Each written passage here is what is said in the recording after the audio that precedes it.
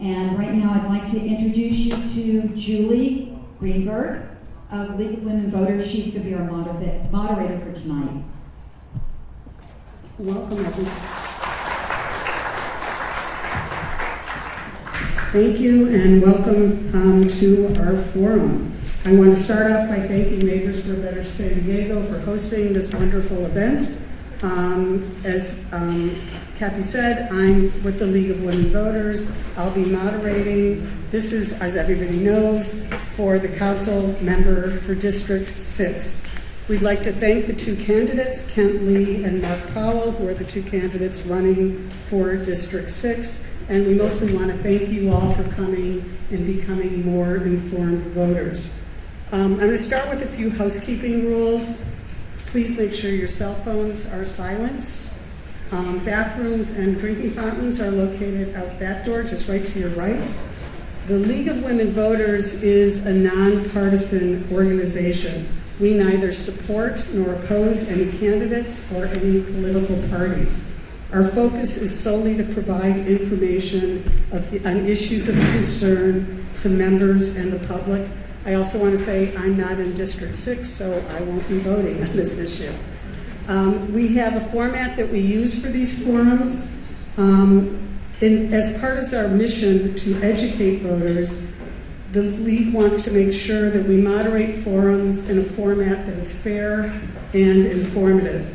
The candidates have all been told about the format and have agreed to it. We want to make sure this isn't a debate between the candidates, it's a forum for education. We will be recording the event, and the recording will be available on the League of Women Voters website and on YouTube, and there's signs in front here that can tell you how to access it. We want to make sure the video is being used solely for nonpartisan education, voter education.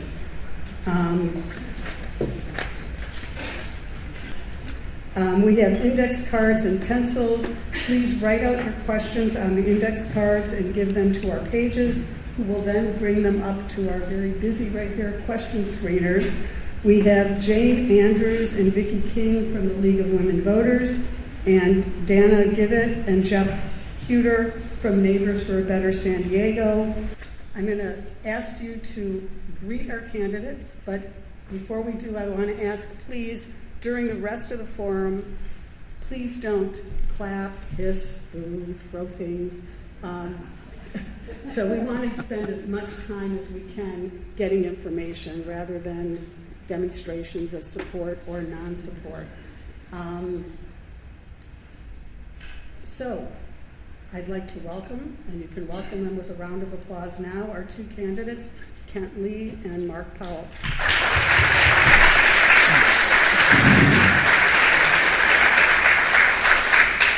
Thank you for coming. So we're going to start with opening statements. We randomly drew lots, and Kent Lee will start with his opening statement. Well, thank you everyone for being here this evening. And first off, I want to share my thanks to the League of Women Voters, as well as the Neighbors for a Better San Diego for helping to co-host this forum, especially because I think we get rare opportunities to really get a chance for the public to hear from us outside of the day-to-day. My name is Kent Lee. I have the honor and privilege of serving as the council member for the 6th District in the city of San Diego, where I've been a resident for nearly 20 years now. And I'm a proud dad of 2 young kids who go to San Diego Unified. And this is a community where I think, like many of you, I'm facing many of the same challenges when it comes to rising costs, when it comes to housing, when it comes to childcare, when it comes to almost everything that you can think of that it takes to live in a city like San Diego. And it is really a challenging time as well. And I want to acknowledge that there is a significant amount of frustration and challenge at every level, from what I would consider to be a dysfunctional federal government all the way down to a city administration that has in many ways lost trust with many of the residents that we're seeking to serve every single day. And so in my first term in office, I have sought to be a thoughtful and pragmatic member of the council who is here to make what is tough decisions every single day, to debate the hard issues that face San Diego residents, and to make decisions that I think will advance our city forward in a positive way. I think the same challenges that you're facing are the same challenges that we and other San Diegans are looking for solutions for. And what you have often, for those of you who know me, have been able to find from me, is a sense of honesty about where the city stands, where I also think we need to go. And a lot of that sometimes starts with acknowledging the problems that we have. And I'm proud of the results that we've been able to deliver in our first term and the opportunities that we will have to continue that work, and look forward to answering many of the questions that you will share tonight. Thank you.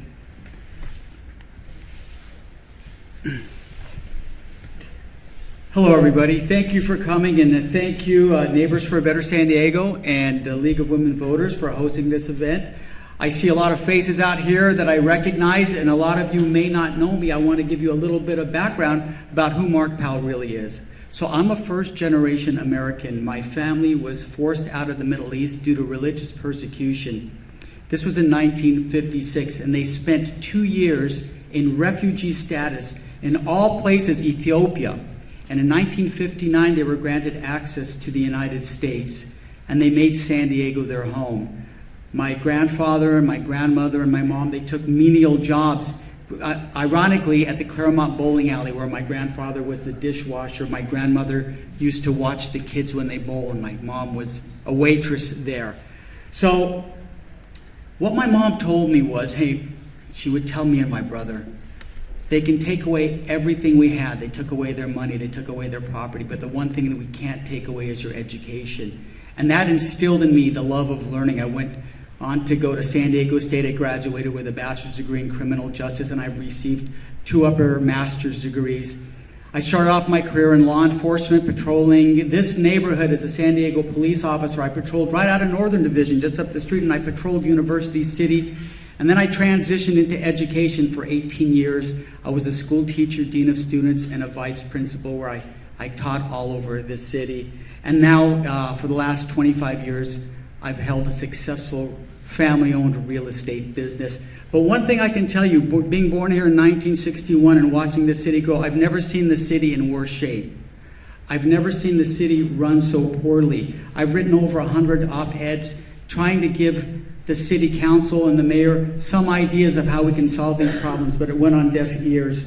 So I'm running for San Diego City Council right now because I want my children, and your grandchildren to be able to live the American dream like my family did.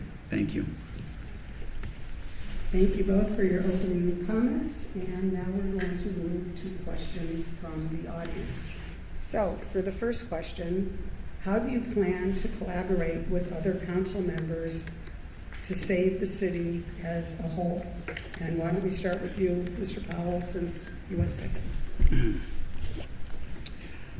I was elected to the San Diego County Board of Education in 2016, and what the San Diego County Board of Education does is they oversee the other 42 districts. They make sure their finances are properly run. They make sure that all of the state mandates are implemented into all of the local districts.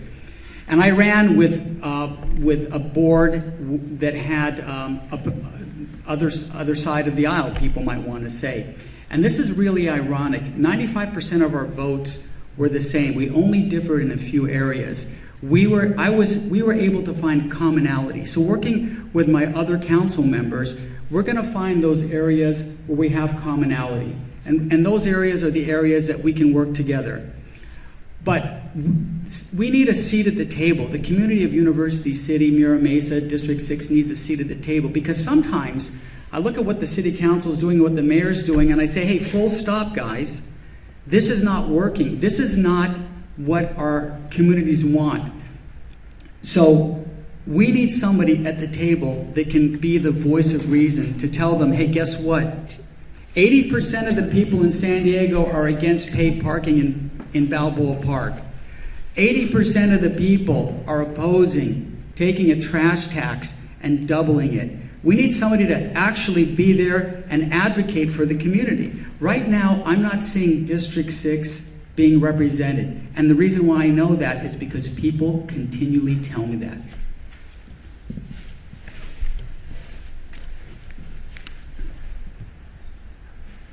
Thank you. for the question, whoever did ask it. I think collaboration is actually critical to anything that we do at the city.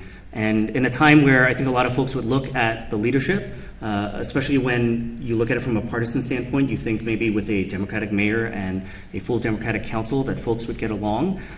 Folks sometimes are shocked to find that that is certainly not the case. And some would argue that that is actually more dysfunctional than ever. And that is because every district, every individual that serves on this council is seeking to represent their communities. Me, serving in District 6 in particular, I have an interest in advancing the needs and wants of our district and our residents, while also balancing that with the full needs of the city of San Diego. And it is absolutely true that many of the votes that we take, day-to-day business of the city, tends to all be the same. But it's those few moments when it doesn't, where it really matters. In the last couple of years, I've been proud to be able to serve in leadership roles where that collaboration has been key. 2 years ago, I served as the chair of our budget committee in a time where, at that time, we thought the budget was just as difficult as what we might be facing anytime in the future.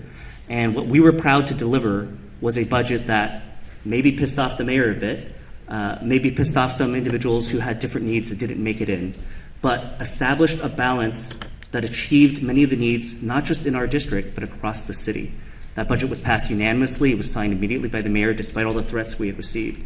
And it goes to show that when you can find ways to collaborate with your colleagues, even with this administration, that you can deliver results within the community. That has been our focus in our time in office. There are plenty of times where this council, especially with this administration, is going to come to a head.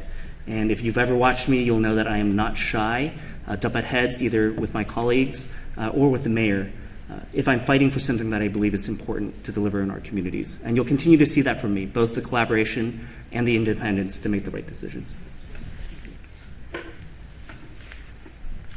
So our next audience question relates to North University City. And the questioner wrote, North University City appears to be a stepchild to South University City. What will you do to be an advocate for the homeowners in North University City? I'll start. Assuming we're flipping back and forth, I think I know who asked this question. Thank you for this question as well. You know, I think this is actually a really important question to consider because a lot of times we talk about University City, and I think it should be transparent and honest for us to acknowledge that University City is split by a canyon, and that at times that means the perspectives that we hear from residents on issues that are being advocated at the city are different depending on where you live. As much as there are residents in South University City where I do believe there tends to be a lot of attention, a lot of focus, there's almost double the number of residents in North University City, which I think because of the nature of how the city's built, with greater density in that area, a lot more complexes for housing that are difficult to reach, it can be harder to reach individuals within our community to get feedback from them on major issues. And so to me, it is important that we see that University City as a community as a whole, that we need to be able to hear from the voices both in the South and the North, and to recognize how they're different. So in North University City in particular, there are pockets of the community that have been asking and demanding for priorities that they have asked for years, if not decades, to actually be recognized. One of those examples is a set of streetlights that were on the university's community planning group's top priority list for several years, that for better part of a decade, I think have easily been ignored because perhaps it's not the most vocal thing that comes to our attention. One of the things that, as small as it seems, and not something you'll see me touting everywhere, that we were able to achieve in the difficult budget years, the last 2 years, was funding, first for one streetlight and then for, hopefully, the two others. Now all we need is a mayor that actually will execute what we've already chosen to fund as a city council. When it comes to housing and other issues, which I'm sure we'll talk about as well, I think there are significant differences between those communities, and we should be willing to acknowledge those and know that not every voice we hear from is necessarily the voice that needs to be represented. So, because I was born and raised in San Diego, I watched them build the University Town Center. It was built by Hond a long time ago in the 80s, and I've watched the remodeled. But I know the developments that are in there, and UCSD has a lot of buildings going up, and the condo conversions there on Nobel. But one thing that I do want to just talk about is When residents found out that the community plan for University City called for 64,000 more residents and 30,000 housing units, and a lot of the people that I talk to, because I'm always tooling around in my front yard, neighbors come by, you know how they found out about this? Through the newspaper.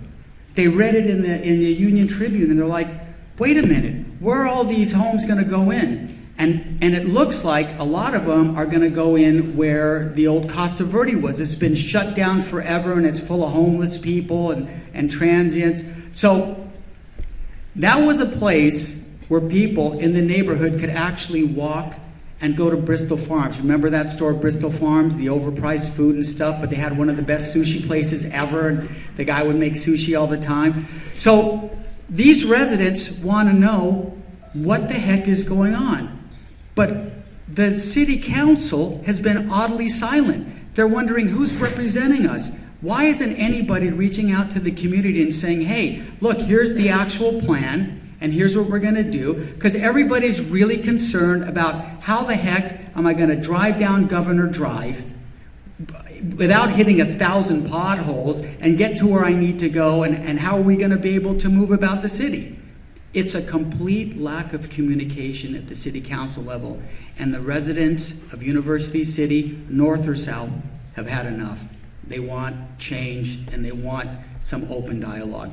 They don't want to find out about their community reading it in a newspaper. So the next audience question is, District 6 is over 40% AAPI.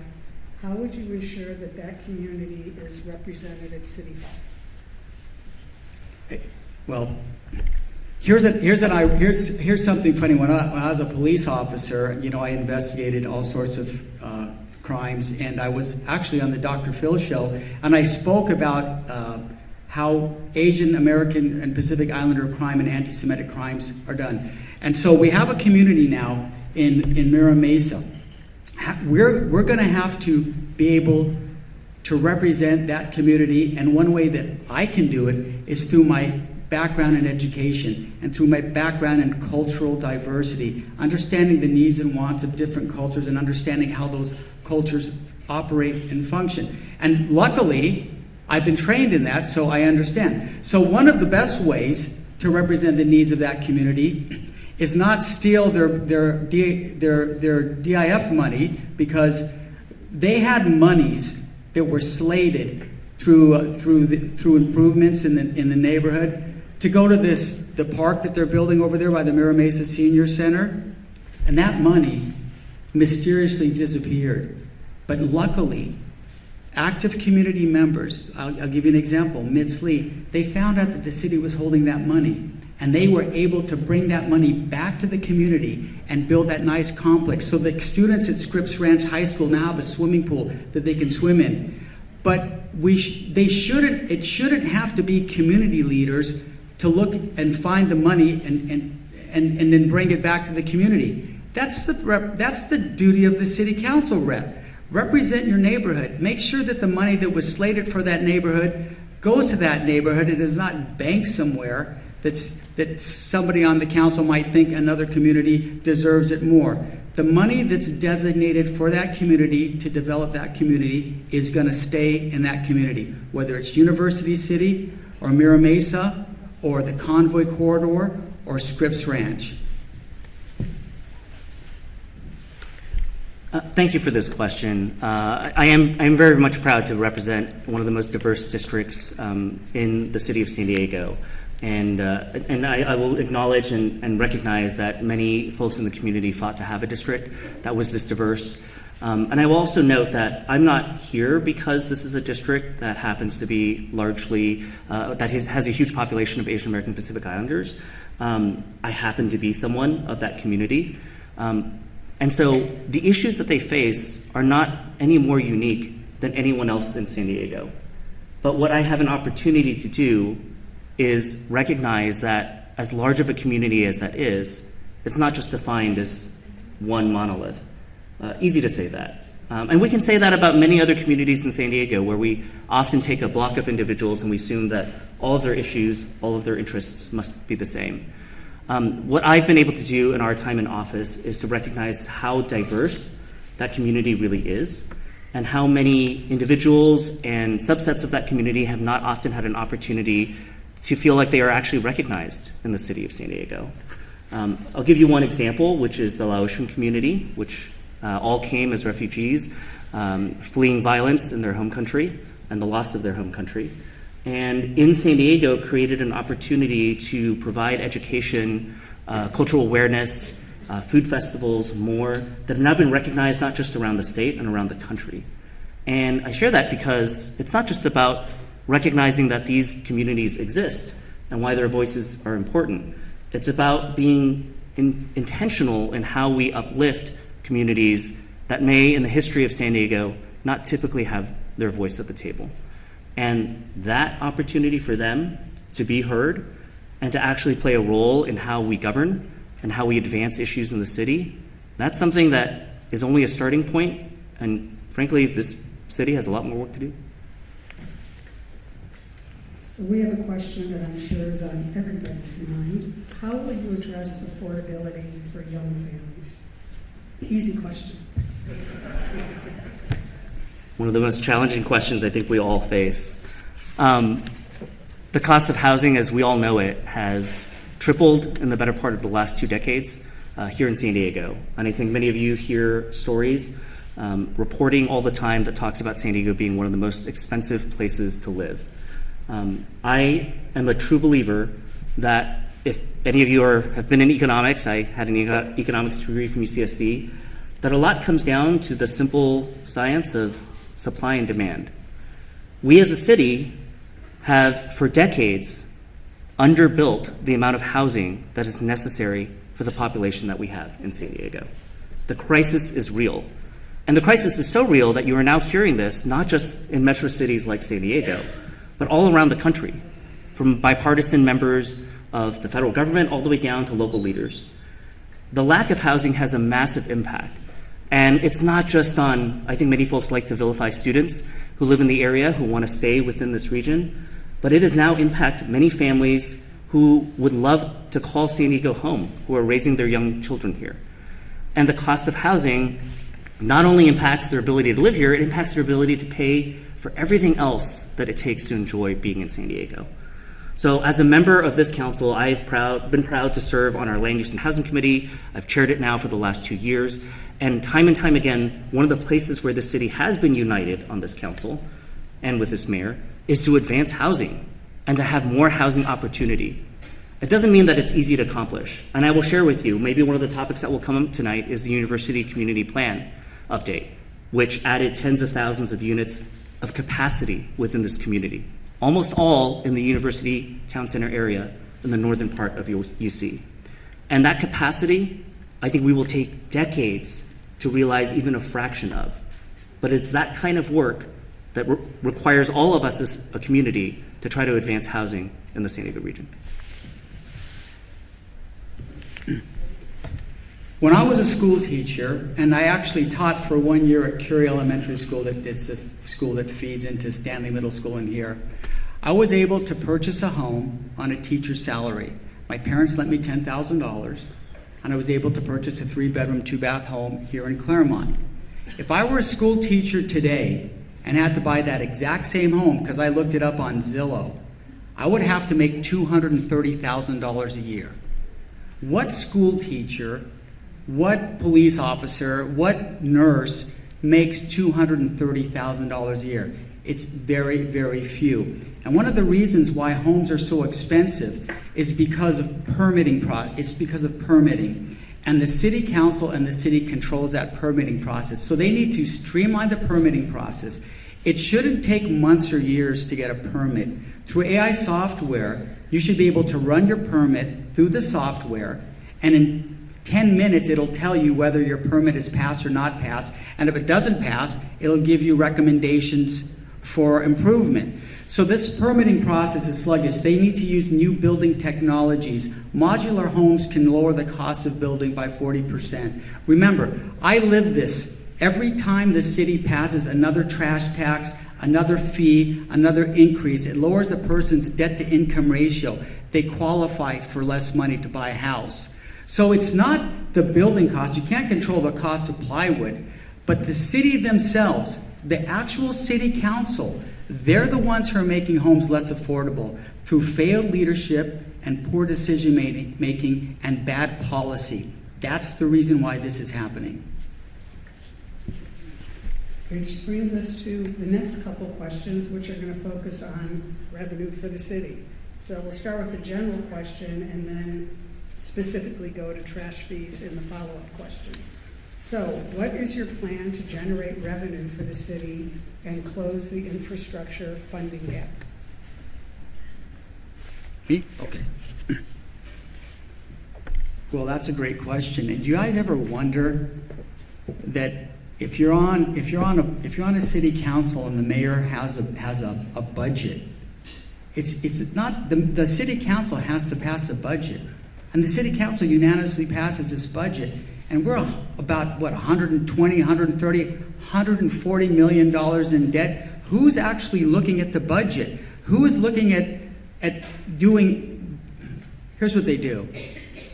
They put in programs with one-time money, expecting a 1 cent sales tax to pass. Because all the polling showed that this 1 cent sales tax was going to pass, and it didn't pass. You should have never entered into any of those agreements or any of those programs without knowing you had the money. So now that sales tax didn't pass, so what do they have to do? They have to double a trash fee to make up for it. They have to put paid parking in Balboa Park. They have to double the parking meters in downtown San Diego during special events. That's exactly what they're doing. So here's the problem. When you have a bunch of leaders on there that their whole background is working for some nonprofit organization, or a guy who's the mayor has never really held a real job, he's been in, this is what you get. That's why you need a business person. You need somebody who understands profit and loss statements. You need somebody who knows how to look at a budget. That's what I do. I do that for a living. I'm in the business. So the city council actually needs someone at the table that can analyze a budget and determine where we need to cut. And we may want to look at the 400 people that were just hired by the mayor that are eating up a large supply of the budget. Maybe there's some ways to work with them, but they've spent more money, and now the bills are due, and they got to find out a way to pay for it. And guess what they're doing? They're making you guys pay for their mistakes. Thank you for this question, and I'll answer the question specifically. And for all those who are curious about the city's budget, our finances, you should probably know you can find all of that online because it's publicly available, and it's part of what we do as a city in terms of being transparent. If you look at the city of San Diego's budget over the last couple of years, the city legally is required to balance its budget every single year. That means ensuring that every bit of revenue that we believe we're going to take in as a city matches up with the number of expenses that we have. I've been using this metaphor for some time now to explain to people what the infrastructure challenges of the city are like, especially because they've been left after generation of leadership at the city, deferring all of that to a future council, to a future city. When you look at the infrastructure backlog of the city, it's now stretching about $6 billion. That's more than the entire city budget for a single year. And the reason that is the case is because, like any other homeowner, the city is paying its rent month after month. It's paying its bills. It might seem like we're actually getting by and surviving, but when you're living paycheck to paycheck, what you're really hiding is that there are other expenses that will come down the line that you are simply not prepared for because you have not been preparing for them. It's like having a roof as a homeowner that over 30 years you've saved no additional dollars to be able to replace. And in a city that is as expensive as it is today to make the incomes that we're making and how challenging it is to afford to live, you can imagine why it's difficult to afford things. The reality for this city is that we are insufficiently funded as a city. You'll hear that from our independent budget analyst. You'll hear it discussion after discussion at the city. I'll enjoy the federal talking points of waste, fraud, and abuse, but again, I encourage each member of the public to actually analyze the budget, to be able to propose how we can move forward as a city. Because to me, the one way we're going to be moving forward is to rebuild public trust so that we can ask for the support that's needed to fund the city that everyone here wants. Thank you. So we actually have 3 follow-up questions on the budget. First one related to the trash fee. Do you support revising or rescinding the trash fee? And how would you pay for the cost of trash pickup? Thank you for this question as well. I think this is a topic that I think we can all safely assume we're going to hear a lot more of in the next 6 to 7 months. And I think it's one that's critical for San Diegans to be fully educated on. Without even discussing the fee that is currently in place, I will note to you that what you are being presented on for a ballot measure this November by folks who would like to repeal the fees is to eliminate trash fees for 2 years. Just 2 years, because that's all they're shooting for at the moment. Not permanently, just for the next 2 years. And that if you look at the independent budget analyst and the cost that's been estimated for those services, you'll find that the cost for the city to provide trash is estimated somewhere between $80 and $100 million. And so I'm just going to present you a simple and stark truth, which is that if you think that you're frustrated with the city right now with the budget scenario that we are currently facing with a $120 million deficit, imagine adding another $100 million on top of that. Regardless of whether we think it was appropriate to charge individuals or whether that was done correctly, and I'm going to argue with you that there are so many things that the city fails on when it comes to communication. The reality is that the lack of funding will be felt by everyone in the city of San Diego. So for those who are currently fighting to see their libraries and parks restored in the city budget, for those who believe that we are underfunded from a public safety perspective in the city, for those who believe that there are a number of other services that the city provides that we think are critical. Arts and culture is one of the big hot topics of the day. Again, just imagine if we had to find another $100 million to try to replace that funding. That is the impact, by the way, of 100 years of a city that, unlike any other in this country, chose not to charge its residents specifically for trash collection. Well, when I heard that they were going to vote for this trash fee, and I knew I was already paying for it in my property taxes, that we went 100 years, paying for it. Nobody ever had to pay for it. We're doing fine. And it passed. It was $23 to $29. But then 6 council members voted to increase that to almost $50 and increase those fees for years after. And this is where I said, hey, this is a bait and switch. You're telling me one price here, and now you're telling me another price. Can you imagine if you went into a restaurant and you ordered a steak and it was $30, and the waitress comes up and hands you a bill and it's $60. You go, well, why is this $60? Well, we accidentally burnt your steak. We didn't order enough and whatever. So this is the problem. They tell us one thing and they do the other. And the reason why they're doing this is because they have no idea of how to rein in their spending. The city has a spending problem. We all have budgets. We know how much money we take in. We know how much money we have to spend. Yet they keep approving different programs that are driving up the costs. And like I said, they didn't pass this one-time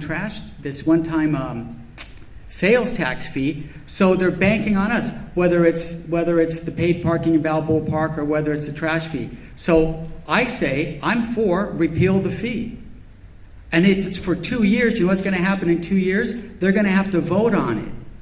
And you're going to have you probably have a different council member, different 6 voting on it, and I'm going to say repeal the fee, because it's not fair to tell one person one thing and then do something else to them and give them no input. And then you send out a mailer to repeal the fee, and it's a 6-page, you guys all got that same mailer. No one could even figure out how to fill it out. It was a little sliver in the back to fill this out and mail it in. So that in itself was also something that was, I'm not going to say deceptive, but I think many people would.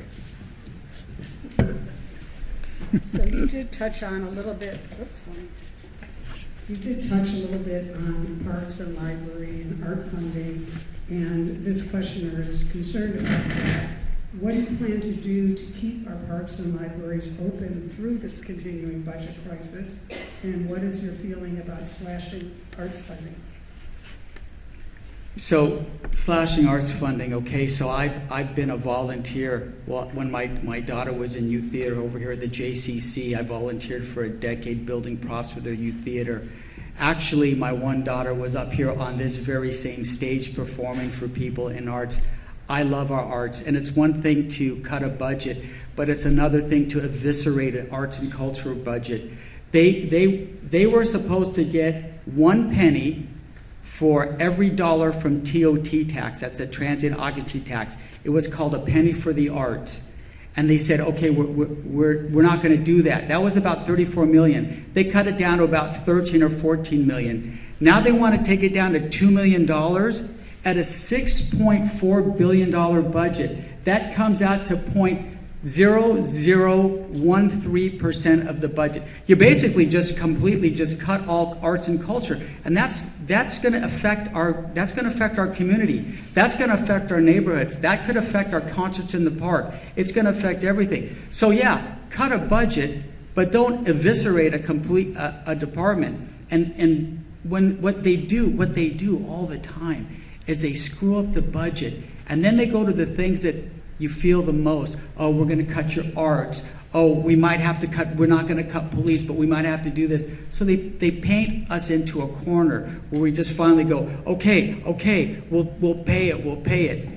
That's not how you run a city. And if this were a business and you are $100 million in the deficit, I can tell you right now, the CEO would be terminated and they remove the entire board and they'd start from scratch. Because they absolutely, and I'm really convinced they don't know what the hell they're doing up there. They just don't know what they're doing.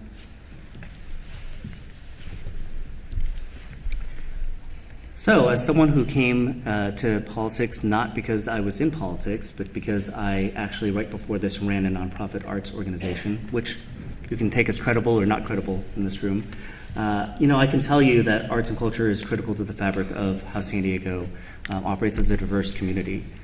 It's just as important as our libraries. It's just as important as our parks. These are three of the areas that we're seeing some of the most significant reductions proposed by the mayor today.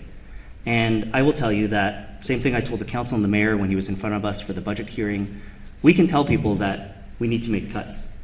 You're hearing it clearly from folks who believe that there's waste and fraud and abuse of funding somehow in every level of government. But the reality is that those cuts do have to come somewhere. And it's not a matter of what cuts we choose to make. It's a matter of the balance that we choose that delivers the needs that we believe our community are still asking for. The mayor has proposed a budget that I think is completely unacceptable. And in that, he has removed every bit of arts funding, not out of a $6 billion budget, but out of a $2.4 billion general fund that we have that funds the general services of this city. It is a small amount at the end of the day, but it's something that's critical to, I think, to a lot of organizations and to a lot of communities that depend on those services.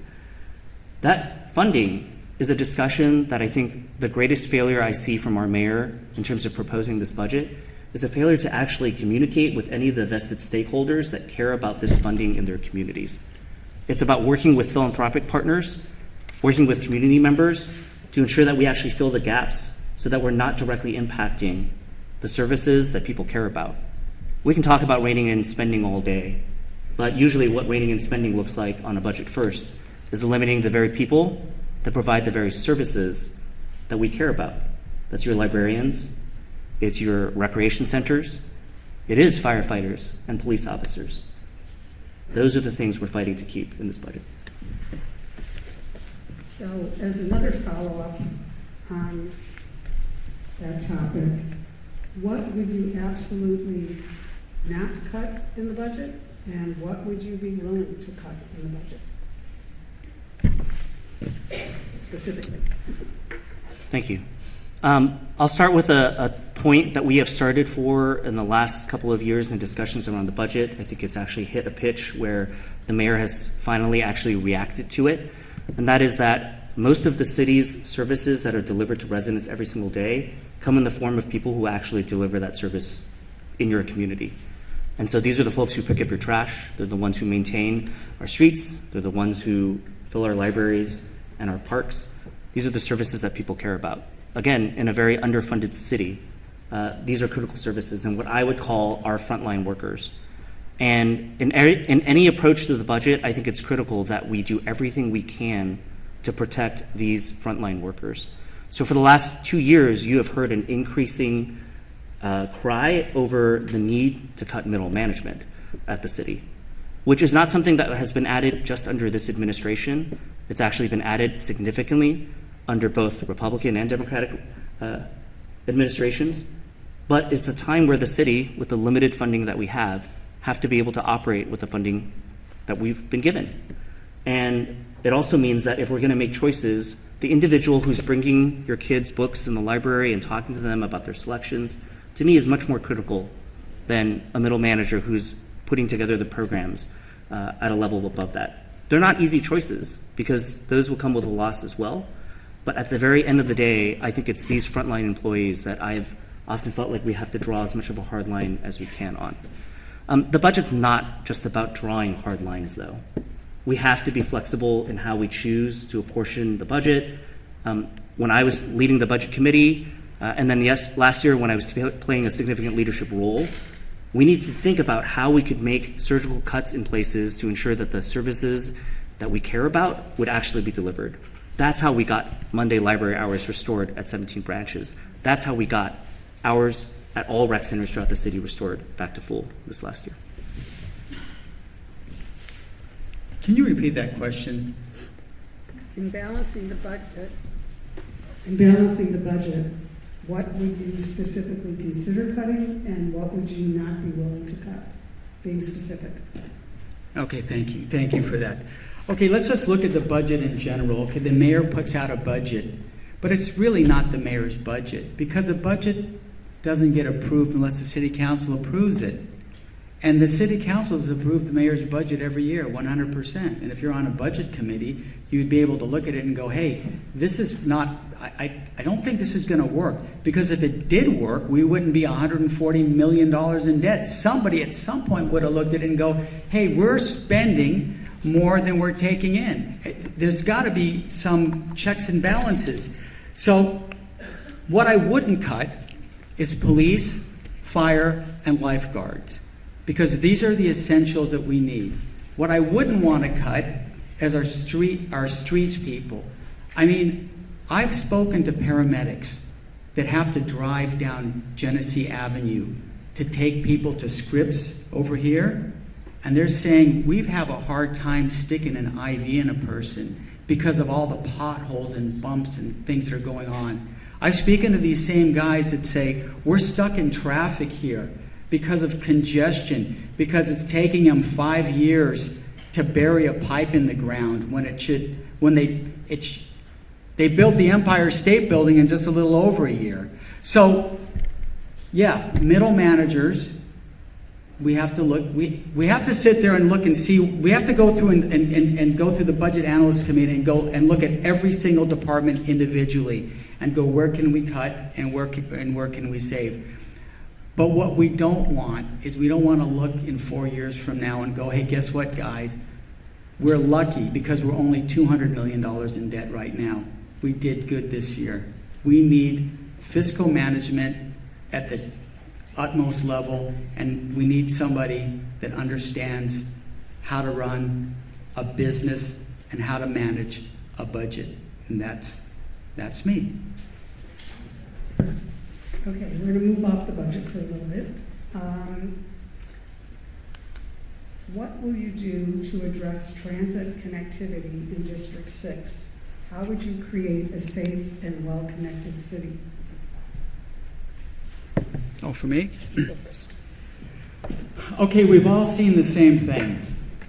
We've seen buses with like nobody on them, and then we've seen buses with like 3 people on them. So I asked a bus driver, my buddy who drives for MTS, and I go, hey, do you guys have any smaller buses so you can increase the lines? And he goes, yeah, well, do they do that? And he goes, no, we just drive these big buses. This is what they drive, these big buses. So one thing I would probably do is work with MTS and say, hey, how can we increase the bus routes?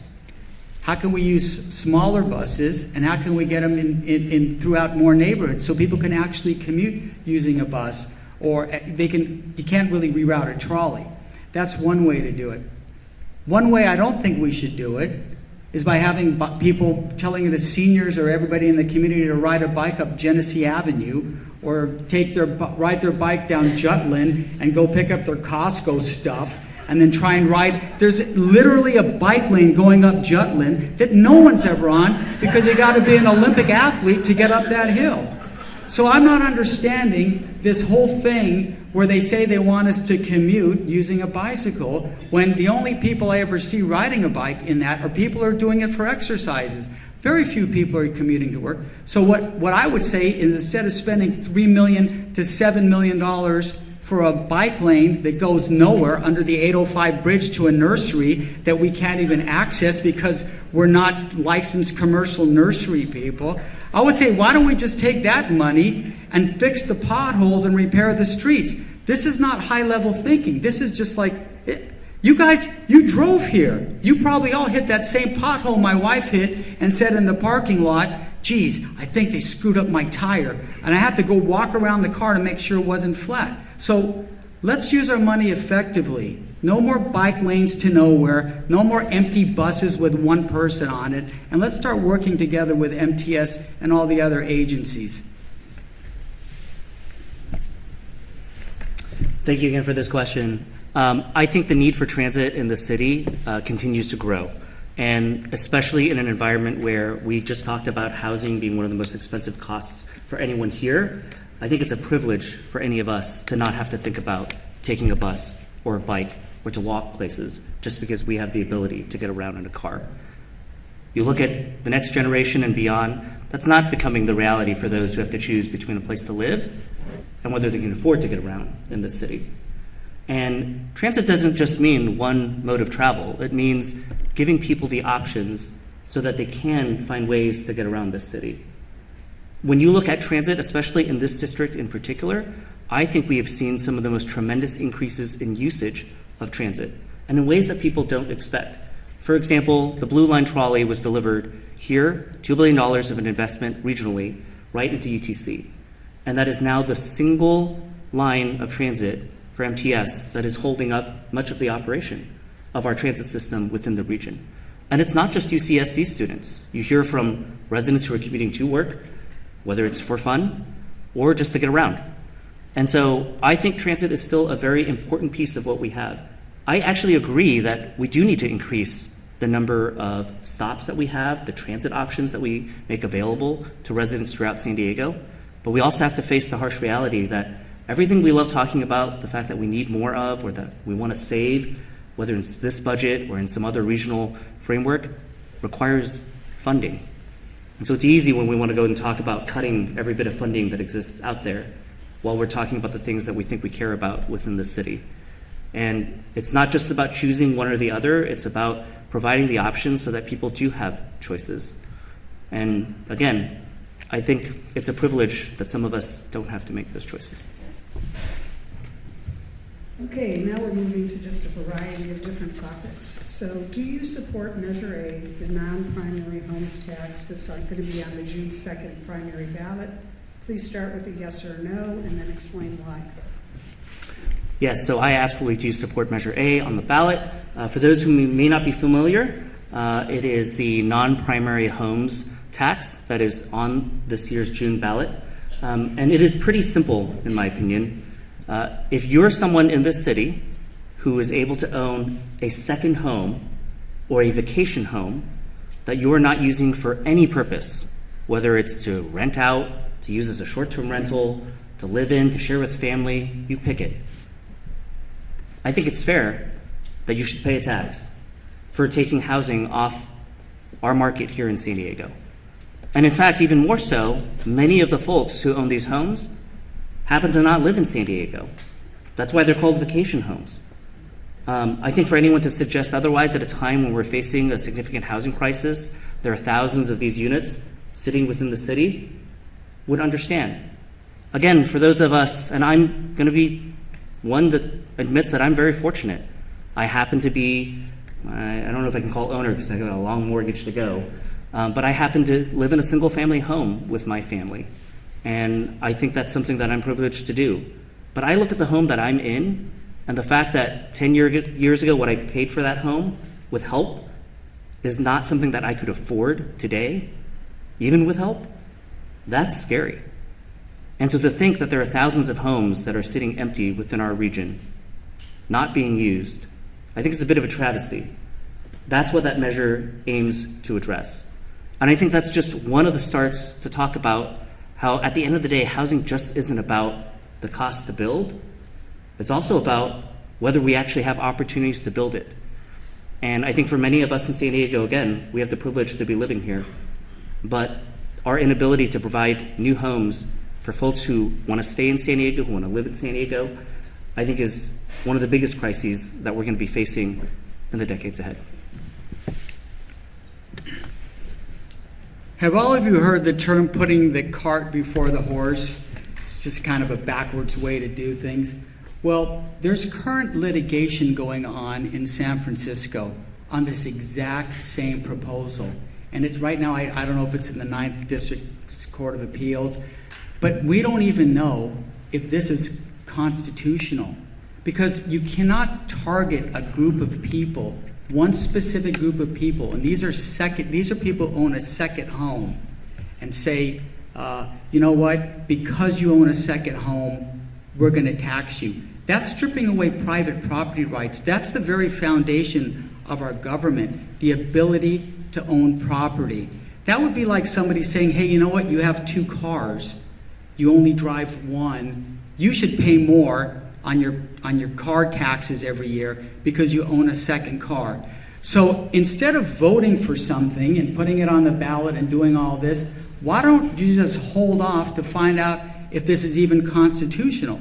Wait for this to run through the court system. And then if it's constitutional and they say, yes, you know what, you can target these people because we've determined that you can. And I personally don't think that this is going to pass. And then we're going to have to spend way more money to undo something. Also, 5,000 homes, are you kidding me? That's like trying to put out a fire by spitting on it. That's a drop in the bucket. And then we're talking about building homes. And also what I'm finding is when they're building homes, you know what they're building? They're building apartments. This city council is going to create a city of renters that will be doomed to rent their entire life because they will never be able to save enough money to afford to purchase a house. So they need to start building an equal number of for-purchase homes, rental homes, and affordable housing units. But right now, look, you guys see it, massive rental units. That's all you're seeing. Very few condos and very few single-family homes. And that needs to change. Okay. Would you support auctioning air rights for upzoned properties to fund infrastructure and affordable housing in community plan updates? What was that? Auctioning? What is that question? That's what it is. I don't fully understand the question. Whoever wrote that question, why don't you explain it? I don't know. You mean in the auction in front of the courthouse where you're going to bid on it? What auctioning? It'd be like broadcast. It'd be like auctioning broadcast spectrum. I'm not familiar. That's a. Can you just go to a question that's? I'll answer it. Do you want to answer? I'll answer it. Yeah. Well, read it one more time. Go to another question? Yeah, let's just go to another Okay, question. that's I'm better. happy to answer it. That's okay. We'll just go to another question. Yeah, I'll take it. No, let's go to another question. Stay in order. What is your position on ICE activity in San Diego? What would you do to protect our immigrant neighbors from ICE terror and abuses? Okay, as a former law enforcement officer, I know that anybody, whether they're in local, state, or federal law enforcement agencies, they have to follow the law. They have to follow the rules on the book. And it's my understanding that we have ICE agents that are supposed to look for undocumented criminals, not undocumented people. As a police officer, you'll find local police departments, when you stop somebody for arrest, you don't ask them what their nationality or what their status is in the United States. You arrest people for crimes. I know San Diego is a sanctuary city, but that creates a little bit of problems here, especially when there's somebody who's on an immigration detainer and they are arrested for a serious crime. They could be released to the ICE agent within the jail, but oftentimes they're not. They're allowed to be released and go into the community, and that's where we have problems, when the ICE agents have to go into the homes and then people around them subsequently get arrested. So in my position on ICE agents is that they need to follow the law, they need to be properly trained, and they need to look for undocumented criminals. That's what I understand that their job is, and that's what they should be doing. They should not be looking just for regular undocumented workers in the neighborhood. I think that their goal is to get the criminals off the street. That's my answer. What the federal administration is doing with ICE and immigration in our communities is abhorrent. Full stop. That's it.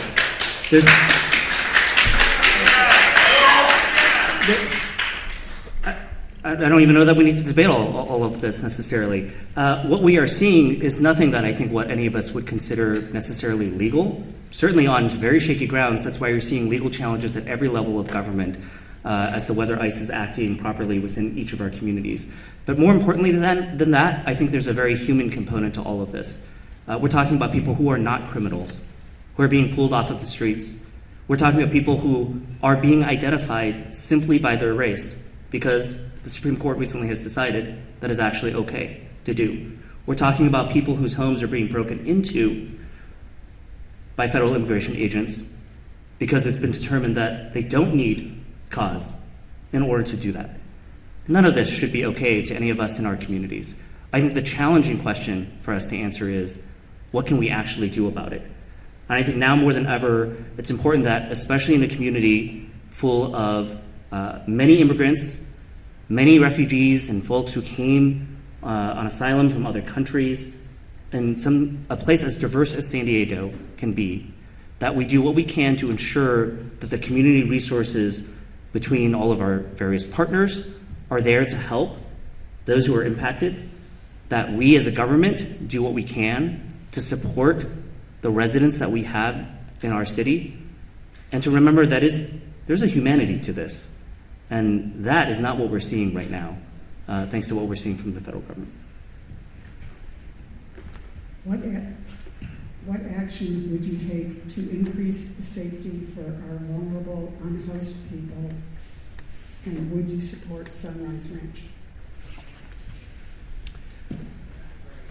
Yes, I believe the last part was actually for a place called Sunbreak Ranch. So I absolutely would not support the concept of Sunbreak Ranch.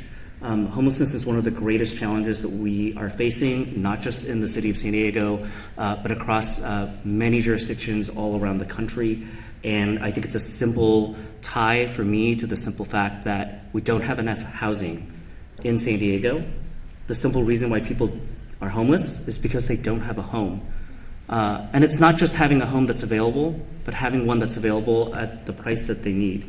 What's shocking as a statistic, and we're going to see this, I'm assuming, in our point-in-time count that comes out tomorrow, our annual update, is that the fastest-growing population for homelessness is actually seniors. These are individuals who often are on a fixed income, and with the rising cost of housing and inflation, have literally been priced out of their home, and therefore are on the street. This is a challenge that I think has to be faced in numerous ways.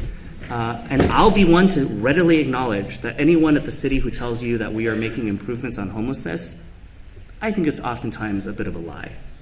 The reality for us in San Diego is that our shelters, even at the capacity that we've increased to, remain full, almost 90% at any given moment throughout the city. Our police officers who are trying to address homelessness are stretched and often working on overtime. And what you end up doing is simply moving people around from place to place. We need tools and resources to address homelessness before it happens. As a council member, we've invested in programs like the Homelessness Instability Prevention Program that helps especially seniors with a shallow, what we call a shallow subsidy, to try to ensure that people who are struggling to stay in their house can stay in their home. We've worked on expanding shelter opportunities. We've worked on expanding our opportunities to collaborate with the county and other partners. Every single one of these steps is necessary for us to address any bit of homelessness. And as a city, I think we have a lot of work to do on that front. Okay, one of the main problems with homelessness is just the term itself, homeless. So that just infers that they need a home. But a lot of them don't need a home. A lot of them need mental health and drug and substance abuse detoxification. So when you look in downtown San Diego, you see these guys that are dumpster diving, or they're shooting up in the street, or they're defecating in the street, or they're urinating right by our elementary schools. These people are mentally ill. If you take a mentally ill person and you stick them in a home, you know what you have? You have a mentally ill person that's in a home. They don't want to be in a home. I've talked to the police officers. They don't want help. That's one category. The second category is the category of people who've lost their jobs, and now they find themselves sleeping in their car or they're couch surfing on a friend's house. Those are the people that we really need to focus on. If we were to give them a little bit of assistance before they get evicted, if they lost their job, giving them job training, we want to keep those people sheltered while you can. And the third one is the saddest one of all. It's our homeless youths. And when I was on the San Diego County Board of Education, I worked directly with the Monarch School for homeless children. And I saw them I would go there all the time and donate whatever I could to help them. So we need to address mental health in the schools, because these kids that have mental health issues in the schools, they start to self-medicate. They start with marijuana, and then a lot of times they go on to using harder drugs, and they become our future homeless people. So the City of San Diego, the San Diego Unified School District runs under the charter. They need to partner with the San Diego Unified School District, and we need to set up programs and give those students that are suffering from mental health for whatever reasons, we need to give them the support that they need so they don't end up becoming homeless, because the chances of them becoming homeless are far greater than anybody else in our population. Okay, the next question is, how will you and the city government work with the county to productively operate the revitalized Epicenter team and community center once it opens this year?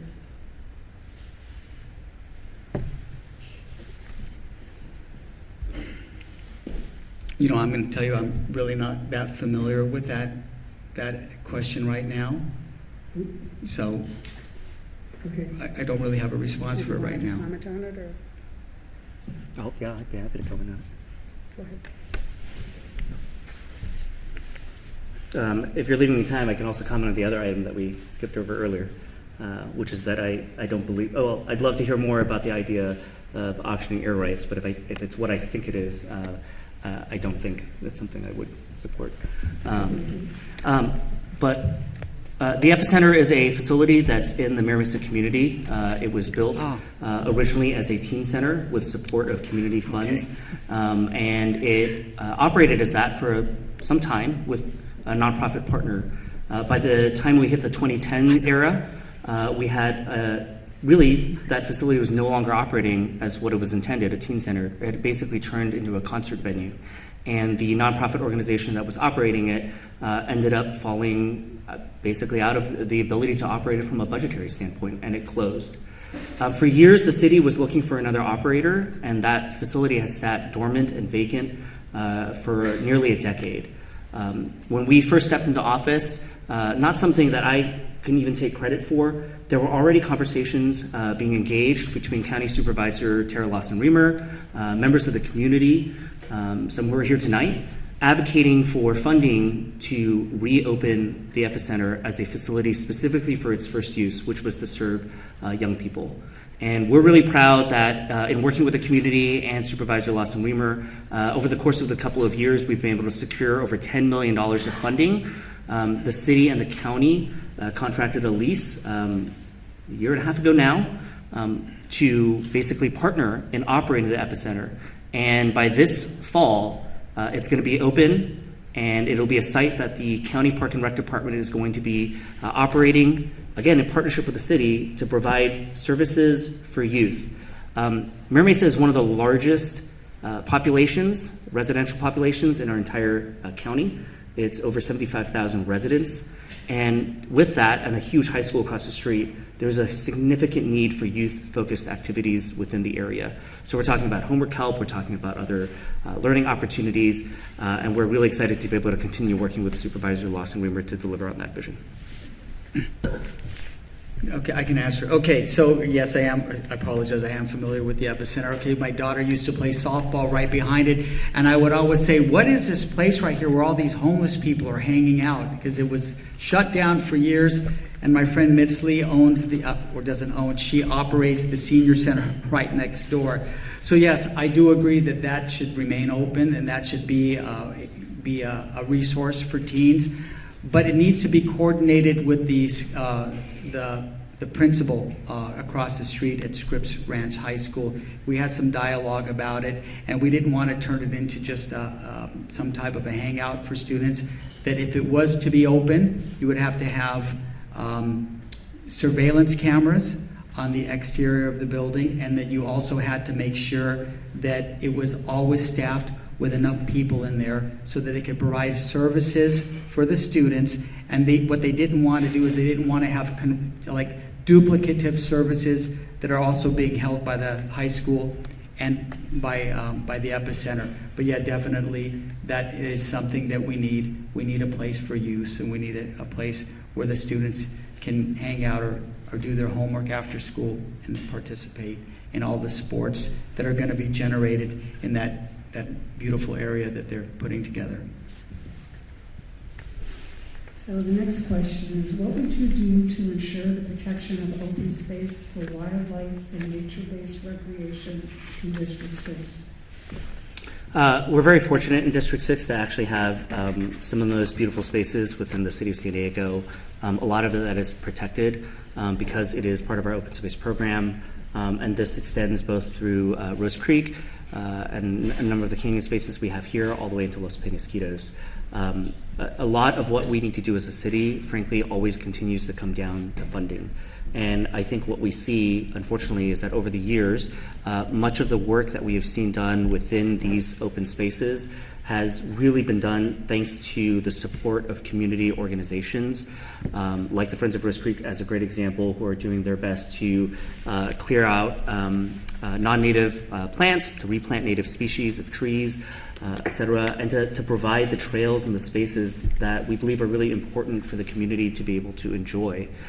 We see the same kind of volunteer leadership and support up in Los Penasquitos. And part of this challenge is simply because the city has not been able to continue investing significant funding into our open space program. These are huge areas, and we are often relying on just several rangers to be able to support those areas. In fact, in the last couple of years, the only funding that has been proposed by the mayor within our canyon spaces has often been just for rangers to do homelessness enforcement, which I think is frankly a sad thing to see, because that's not how rangers should be spending time in our canyons. It's to actually be able to keep and protect the space that we have available. So I think what you're going to find from me is I have a strong understanding of our MSCP program. We've worked with a number of partners within our community to advocate for how we can better take care of our open spaces. And I think that's going to as we move forward as a city, if we think about any future funding and revenue opportunities, part of the balance we need to achieve is to ensure that programs like this, that may not be on the top of everyone's list, don't just get lost in the big picture discussion of shiny objects that we're all chasing. but that we have a balanced budget that in the future will also keep these spaces in mind. You know, one of the best ways to prevent those open spaces, the canyons that I used to ride my bike through, Tecolote Canyon, San Clemente Canyon, all these canyons, one of the best ways to protect them is prevent them from burning down. There's hundreds of dead oak trees in these canyons. These canyons are all overgrown, but there's absolutely no brush management. You know, we're talking about this Zone Zero where they want us to, take away some of the plants that are around our house, make sure we don't have wood fences touching. But I'm going to tell you right now, those canyons are ripe for the next catastrophic fire to go through there. And the city council has done nothing to maintain the brush, to remove the dead oak trees. And not to mention, when I was a kid, we would go into the canyons and ride our bikes. Would anybody in this room who had a grandkid that's 10 years old or 11 years old, or a child 10 or 11 years old, tell them, hey, go ahead and run down the canyon and go hang out, go have a good time, come back in 4 hours? No, because they're full of homeless encampments. And I've been there. I did, if you guys watch one of my videos about the dead oak trees, and I wasn't even in 20 yards, and there was a full homeless, like a real camp with a cooking stove and a tent and everything. So we have to make sure we get the police in there, and we have to eradicate these canyons from the homeless. I'm not saying that they're in there and they're up for anything nefarious, but you never know. You don't know what's going on. If our kids can't go through a canyon and play in there because of safety reasons, then we need to increase enforcement. And we definitely, if we really want to maintain it, we got to clear that brush and clear them out. We do not want to end up like the Palisades. Okay, just 2 more questions. Now that financing plans have been eliminated from the community plans, how will you ensure that public facilities in our community plans get built? Well, think about this. If we're $130, $140 million in debt right now, I don't think we should be building a lot of things. I think what we should be doing is repairing our streets that are horrendous. I think we should be, like I said, clearing the canyons. I think we should be working on our infrastructure. I think we should be burying those power lines that they promised to bury 50 years ago before some tree knocks them down and causes a fire, because that's what happens. So we may have to hold off on that at the moment and and look to fix this budget and get our finances in order. This is it. Hey, guys, the city does not have, it doesn't have a management problem. It has a spending problem. It does have a management problem. We don't have a revenue problem. We have a spending problem. So let's take care of those things that we need to take care of first before we start building anything else. Because when you build it, you got to maintain it. You got to take care of it. I tell people when they buy a house, I say, guess what? You just started. All of you property owners, you buy a house, great, I got a house. All right, you got to fix the roof. You got to make sure your plumbing is good. So there's ongoing maintenance. So before we start building more things, let's fix the things that we currently have and make sure they run properly. So when it comes to city finances, one of the ways in which the city actually draws revenue that we're able to utilize to support communities is through many of the community funds that we had in the past, specifically development impact fees.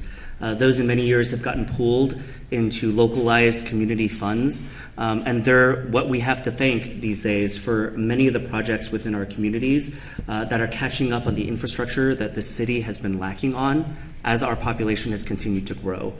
In Mira Mesa, for example, over now $50 million of development impact fees collected from these community funds is what is finally allowing the community to realize its long envisioned dream of having a brand new aquatic center, park renovations, and all-wheels park that was first approved in a general development plan in 2005.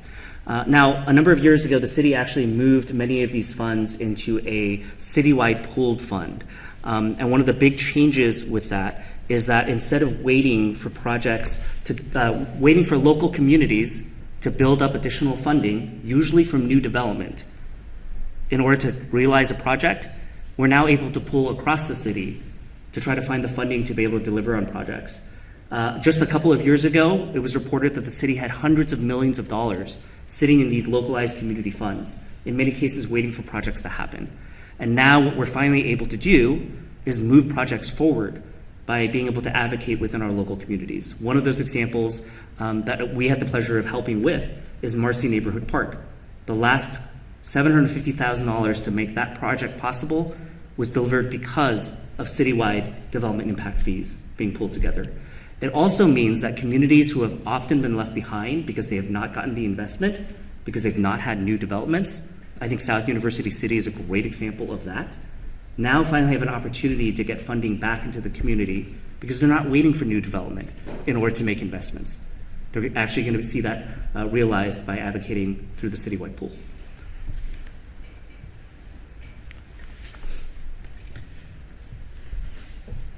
Okay, for our last question, where do you get your information from? Which outlets do you subscribe to, and why? I enjoy getting this question first.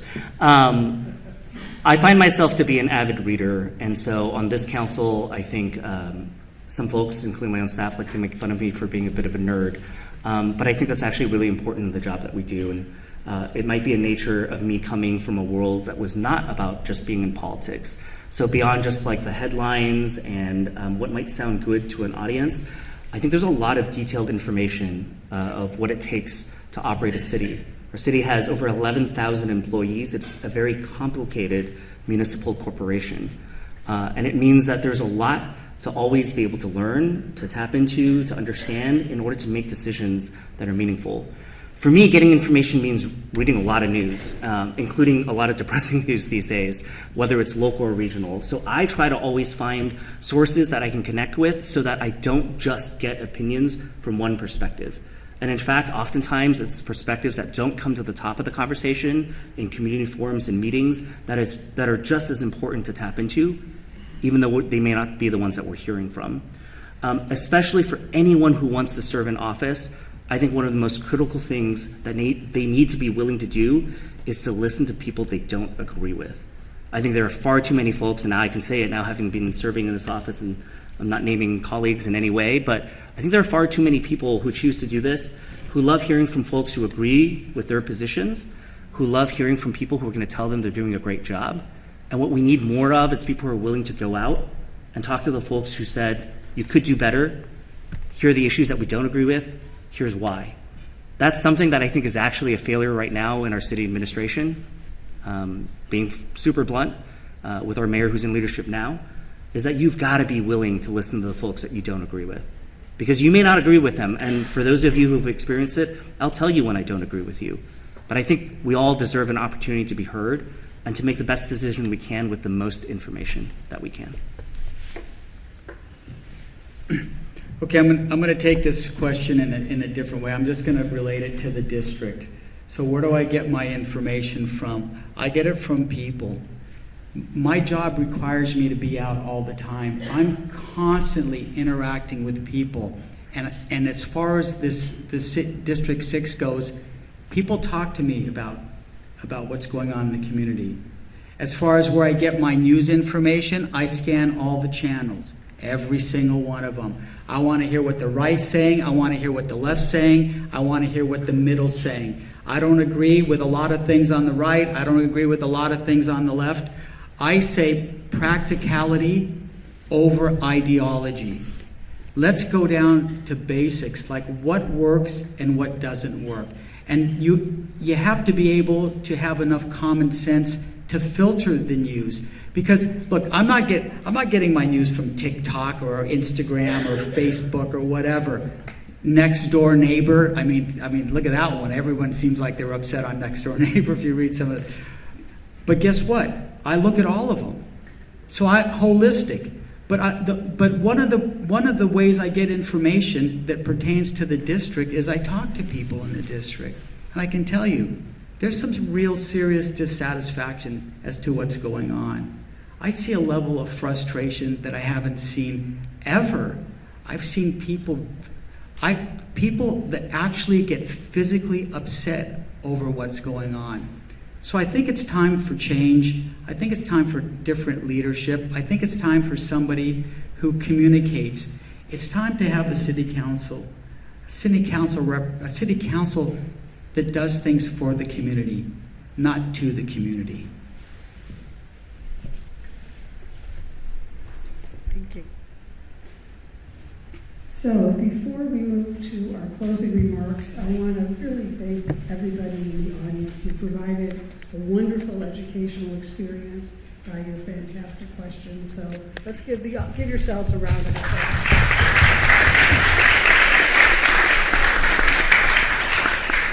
I also want to let you know that if you want more information, the League of Women Voters has a wonderful, informative website with a lot of trusted information on candidates, ballot measures at the local, state, and federal level.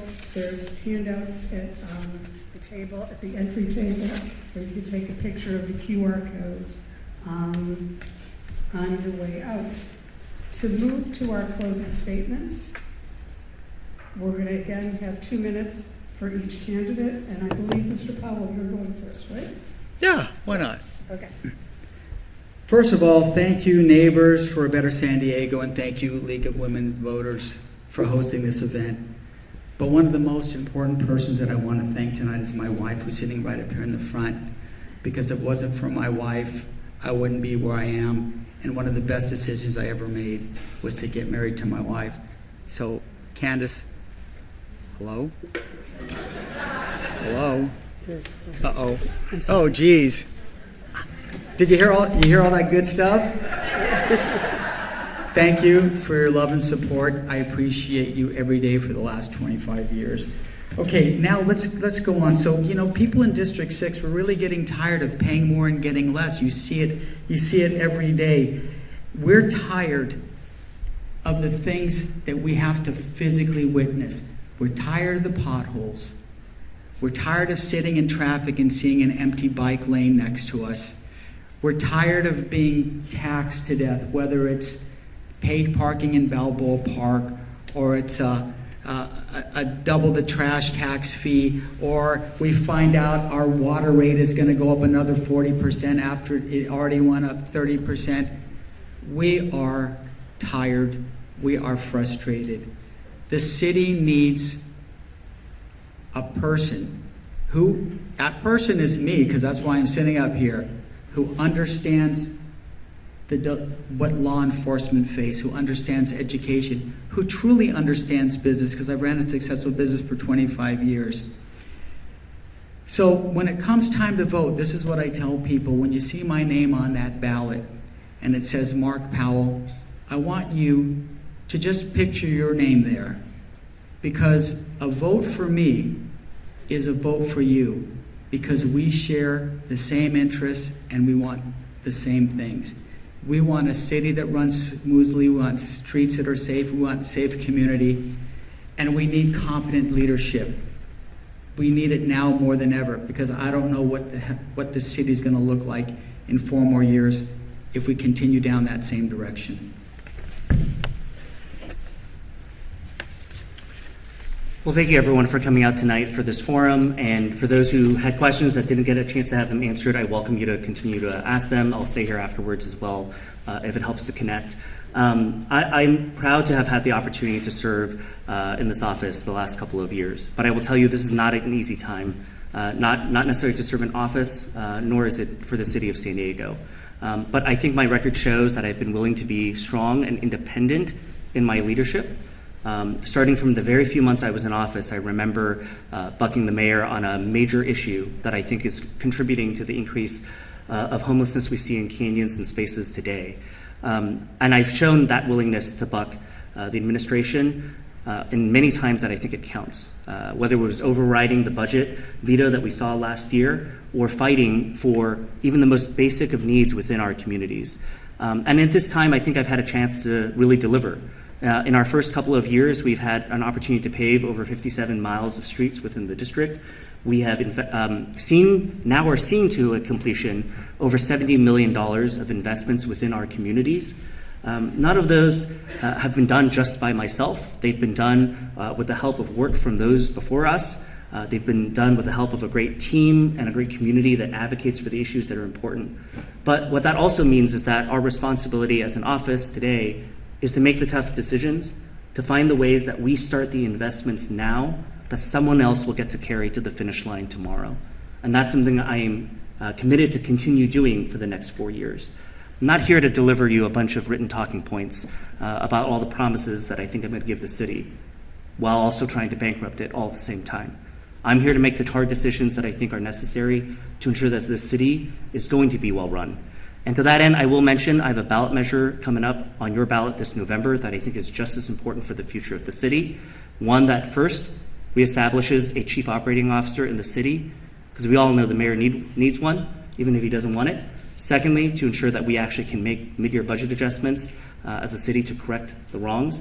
And finally, to ensure that our auditor, our ethics commission, and our independent oversight offices don't get threatened with a cut in their funding from this mayor like he's been doing every single year. So look forward to hearing more about that. Thank you.